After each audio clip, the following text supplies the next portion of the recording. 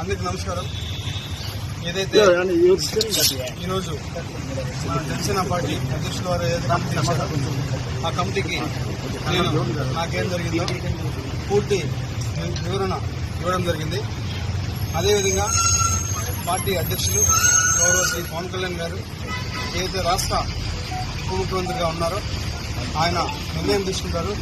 ఆయన నిర్ణయం తీసుకున్న తర్వాత నేను మళ్ళీ మరొక మారి ప్రెస్ మీట్ పెట్టి ఇంకా పూర్తిగా ఇస్తానని చెప్పి మీడియా మిత్రులందరికీ తెలియజేస్తాను.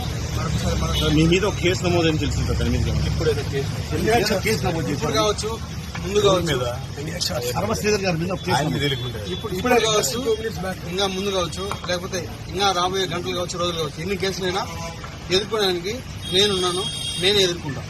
వాళ్ళు 100 కేసులు పెట్టినా కూడా నేను వాళ్ళకి క్లారిటీగా విత్ పిన్ టు పిన్ ఇప్పుడు ఏదైతే కమిటీకి ఇచ్చానో అదే విధంగా నేను మళ్ళా కోర్టుకి కావచ్చు, లేకపోతే ఇంకేదైనా కమిటీకి కావచ్చు, చట్టపరంగానే నిర్ణయాలు తీసుకోవాలని చెప్పి నేను ఈరోజు మీడియా మిత్రులందరికీ తెలియజేస్తాను.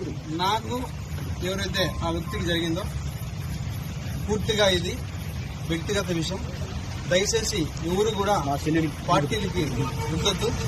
ముఖ్యంగా జనసేన పార్టీ అనే పేరు ఎత్తకుండా వ్యక్తిగత జరిగిన విషయం కాబట్టి వ్యక్తిగతంగానే నేను కమిటీకి సబ్మిట్ చేశాను. కమిటీ ఏదైతే మన పార్టీ చెప్తారో అదేవిధంగా పార్టీ కూడా నాకు చెప్తారో ఆ చెప్పిన విధంగా తర్వాతే నేను ముందుకెళ్తాను. ఎందుకు కాంట్రవర్సీ చేస్తున్నారు మీరు ఎంత కాంట్రవర్సీ చేస్తున్నారు? ఆయన మళ్ళీ రెగ్యులర్ గా ఎప్పుడు చెప్పండి. ఎప్పుడైతే కమిటీ నుంచి పార్టీ నుంచి ఆదేశాలు వస్తాయో మరి అప్పుడే నేను ప్రజల్లోకి వస్తాను. సార్, మీ అసెంబ్లీ వీడియో నిజమా కాదా? అసెంబ్లీ వీడియో మీరు నిజమా కాదని మీరు చూశారు. దానికి కూడా నేను కమిటీకి ఒక క్లారిటీ ఇచ్చాను. ప్రూఫ్స్ కూడా సబ్మిట్ చేశాను. కమిటీ ఏదైతే డెసిషన్ తీసుకున్న తర్వాత మళ్ళీ నేను ఒకసారి ప్రెస్ మీట్ పెట్టి ప్రతి ఒక్క మీడియా మిత్రుడికి నేను విడమర్చి విత్ ప్రూఫ్స్ తో కూడా మళ్ళీ సబ్మిట్ చేస్తాను. ప్రెగ్నెన్సీ అయింది 60 రోజులు అంటున్నారు, నిజమా కదా?